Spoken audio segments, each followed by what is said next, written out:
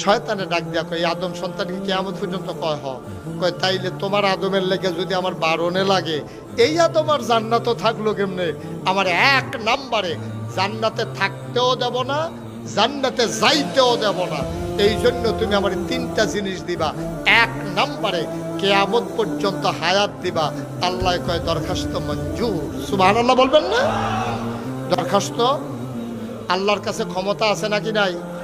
আল্লাহ কয় যাও, দরখাস্ত কবুল হইছে, তুমি এই যতদিন কিয়ামত না হবে তুমি হায়াত পাবা। দুই নাম্বার, আমি তো নিয়ত করছি তোমার আদম রে জান্নাতে থাকতে দেব না, আদম সন্তানকে জান্নাতে আসতে দেব না। ও মাওলা রব্বে কারীম, যদি আমি শয়তানি করা লাগে তাইলে হোটেল চালাম কোন সময়, আবার মেহনত করাম, চাকরি করাম কোন সময়, জমিন করব কোন সময়, আমি রিজিকের চিন্তা করতে পারবো না। 24টা ঘন্টা শয়তানের ভিতরে লাইগা থাকবো, কিন্তু রুটি রুজির ব্যবস্থা করবা তুমি। শয়তানি কইরা ঘরে গিয়া যেন দেখো খাবার রেডি দেখি।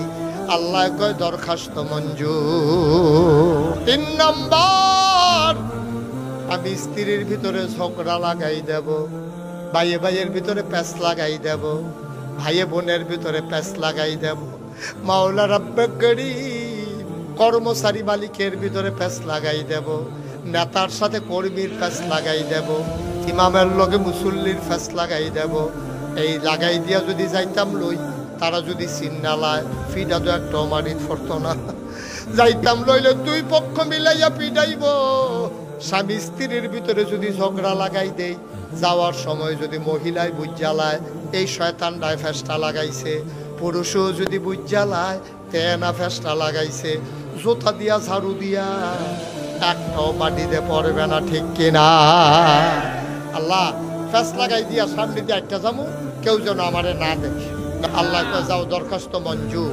কায়দা কইরা এমন 3টা জিনিস লইছে ফেস লাগাইতে যেন সহজ হয়। এখন শয়তানে কি চ্যালেঞ্জ করছে জানে?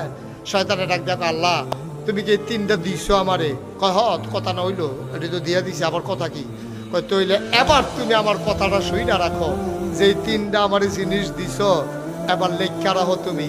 তোমার আদম আর আমি বাচ্চা থাকতে জান্নাত গেল কেমনে এটা আমি দেখতে আসছি।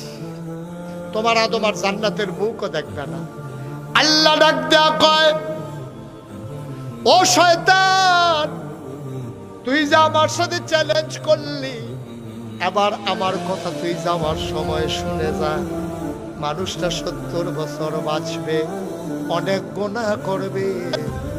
70 বছরের সময় মনটা কান্দা উঠছে, আহারে কি করলাম কি করলাম, কেমনে রে গিয়া কবরে থাকবো এই অন্ধকার মাটির খবর। কনকনে ঠান্ডার ভিতরে 3টা মার্কিন চাদর গায়ে দিয়া কেমনে রে কেমনে আমি মাটির কবরে ঘুমাবো। আল্লাহ যখন এই চিন্তা মাথায় আসবে, গুনাহগুলা গাঁটটি বাইদা মাথার উপরে নিয়া একটা ফোঁটা চোখের পানি যখন ছেড়ে দেবে, ডাক দিয়ে বলবে আল্লাহ, ও আল্লাহ, আল্লাহ মাপ চাই, ভুল করে ফেলেছি।